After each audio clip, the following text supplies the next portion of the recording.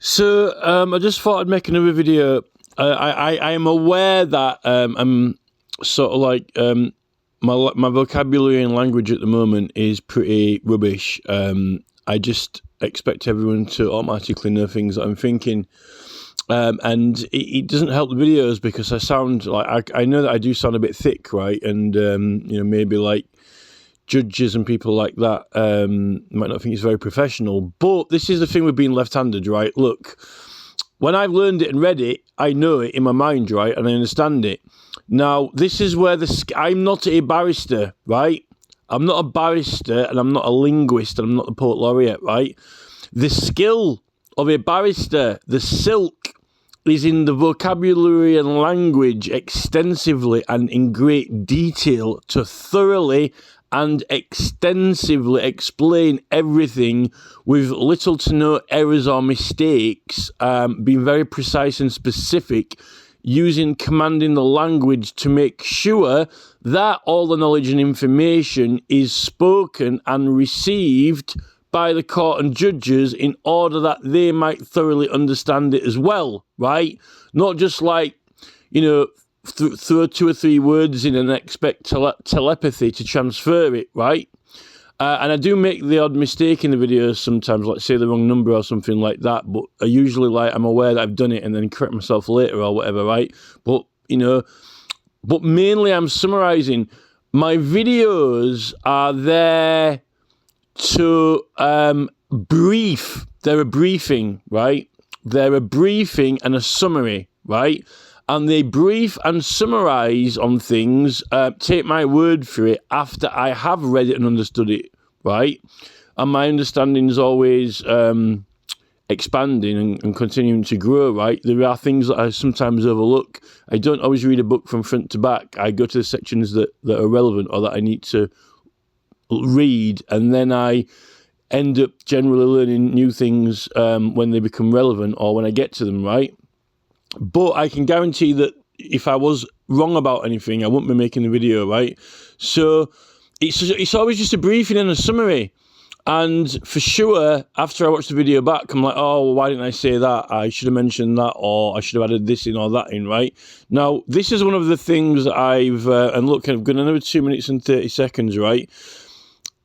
I actually thought that I'd said it and I hadn't. When I was doing the original video for like the Parliamentary Papers Act, right, I kept saying in 1911, I kept saying, well, after 1911, for some reason, I already had it in my head and I knew it in my head. And I just, you're presuming, when you're generalizing and summarizing, like it's a presumption, like, oh, they're going to know what I'm talking about. They're going to know what I'm talking about on a very few minimal words, right?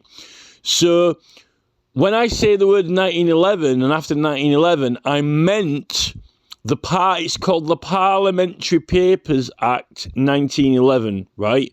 And I should, in mind, all I needed to say was that there's three words: Parliamentary Papers Act 1911. No, see, I've just said the wrong thing again. Then why did I say papers? It's not.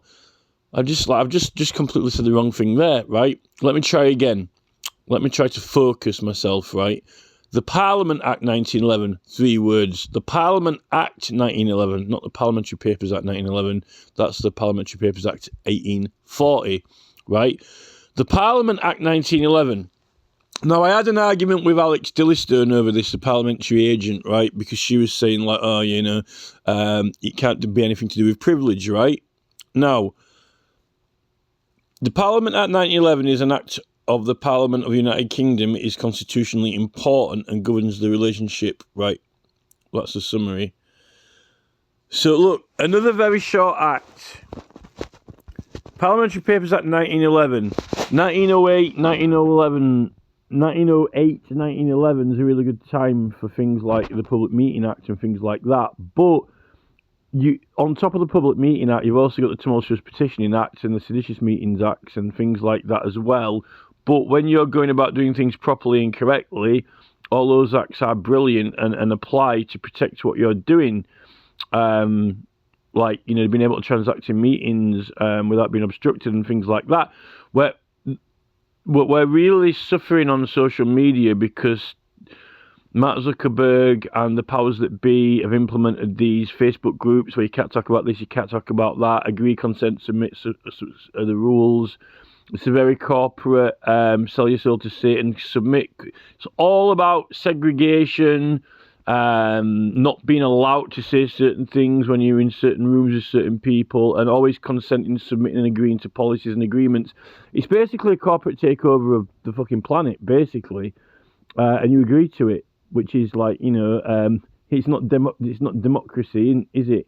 It's like masters and servants, like, you're right, can I come into this room, please? Yes, you will agree and submit to the terms, right? When you're growing up as a kid and you're just going to a sweet shop, or, you're going to the co-op or the butcher's or whatever, you don't have someone on the door saying, do you submit consent and agree to the terms before you enter? But they like this, Zuckerberg loves it, but, it's all master and slavery, it's like, I want people to submit and consent and agree to my terms because I'm a big businessman and it's all worth billions, and, Mark Zuckerberg's got to have his, factory production working and cameras on everyone and surveillance, even though in England we've got, right to privacy, unless there's an urgent social pressing need, which is never is in the workplace, right? It's business, right? So, but anyway, table of contents, there's only like 7 or 8 provisions in this. In fact, 8 is the short title. So what the one that we're looking at here, right, is the certificate from the speaker, right? Well, then when we have got this number 8, saving for existing rights and privileges of the House of Commons. So that's important, right? And look, there's hardly anything there. Can you believe this, right? An act of law in 1911 has had like one line, right? Saving for existing rights and privileges for the House of Commons. Well, at least it proves that they exist. It's saying that they exist here, right? So here's some common law for you. Here's some common law to go into a magistrates court with, or a crown court, that the privileges of Parliament actually freaking exist, right? Because when I went into court, my judge didn't believe that there was any such thing, right? So there's no such thing, right? He didn't exist. But look, well, what's this act here then? Saving for existing rights and privileges of the House of Commons. All right, so there are some in the existing law. I mean, this would have been an absolute corker to pull out when the judge says there's no such thing, it doesn't exist. Well, what is it saying? Is it existing? Look at that word there. Look, I zoomed in. Exist. Look at this. Look at that. Existing. Look, it's in that. It tells you they exist, right? Your Honour, it exists. There's no such thing. You're delusional. No, Your Honour, look. They're existing. It exists, right? To start with, there is such a thing, right? To start with, there is such a thing, and it exists, right? So, if I could go back in time to Leicester, right, to that courtroom, this would be a corker to pull out, Oh, delusional, no such thing. Sir, Your Honour, look, it's just saving for the existing rights and privileges of the House of Commons. So they exist, look, right? So, nothing in this act shall diminish, right, or qualify the existing rights and privileges of the House of Commons. Right. Well, this is the thing, right? So diminish is to like, devalue them, and qualify is to have them accepted, right? But they definitely exist. So that's a contradiction in itself, because this actual sentence actually confirms that it actually exists. So the existence of this provision itself cannot diminish them, right? This is clever. There's something clever about this, right? The existence of this sentence here cannot diminish the rights, because they can't take them away and say they don't exist, because it says that they exist here, right? But to qualify them, now, so, courts set precedents. When you go into the High Court, it sets precedents over all of the other courts. So the privileges of Parliament are not absolutely and completely set and fixed. They're based on tradition, but they're also in standing orders. But this means that the courts cannot say what the privileges of Parliament are. Only Parliament and the members can vote and decide on what the privileges of Parliament are, and if and when you can have them or not, unless otherwise it says in law, etc., right? So it's all, if courts can't alter and manipulate and change the meaning of the privileges of Parliament, because only Parliament can, right? So this prevents them being diminished by the courts, but also not qualified. But this is only for this Act, though, remember. This is only for this Parliament Act 1911. So one good thing about this provision is it actually proves that they exist and there is such a thing, right? Even if we're going to get into an argument about what they are. So that's why this Act is important. And let's just go to the certificate from the Speaker then, right? So, Section 3, right? Oh, look, another one-liner. This Act's full of, like, one-liners. So, in law, in actual legislation of England in 1911, in this Parliament Act, we've got legislation in law for a certificate from the Speaker, right? So this is set in common law. So this is not actually under the law of Parliament now. So this Act is not actually the law of Parliament, because the law of Parliament doesn't have any actual law other than its standing orders, right? Because this is actually common law and legislation now here, right? But it's acknowledging the existence of a certificate from the Speaker and making legislation for provisions for that, right? So here we've got any. The first word is probably the most important. Any certificate from the Speaker. So that could, at this point, be a certificate under the Parliamentary Papers Act 1840, right? For sure. Any certificate of the Speaker of the House of Commons given under this Act shall be conclusive for all purposes and shall not be questioned in any court of law, right? So it says that if the Speaker issues a certificate, it shall not be questioned in any court of law, right? But this is the thing. Can this apply to the Parliamentary Papers Act?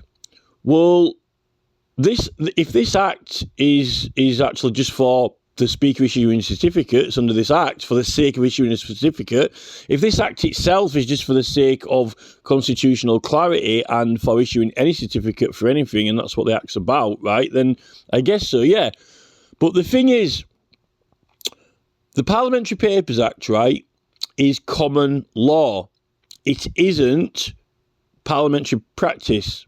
It's not standing orders of Parliament. It's not the law of Parliament. It's actually common law, right? It is legislation to be heard in the courts, right? Not in Parliament, in the courts.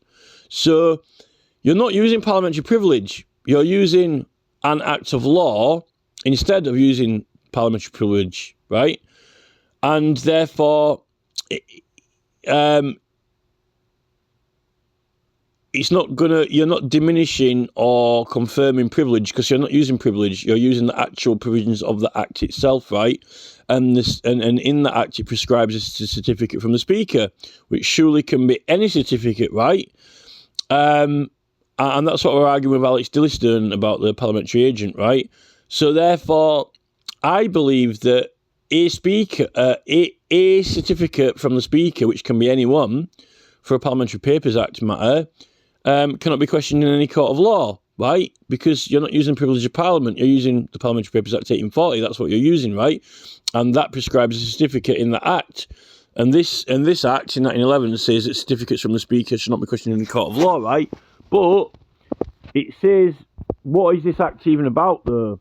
You know, is this Act for certificates for something else, like, other matters? Well, let's have a look. There aren't that many provisions in it. Powers of the House of Lords as to money bills. Let's see, introductory text.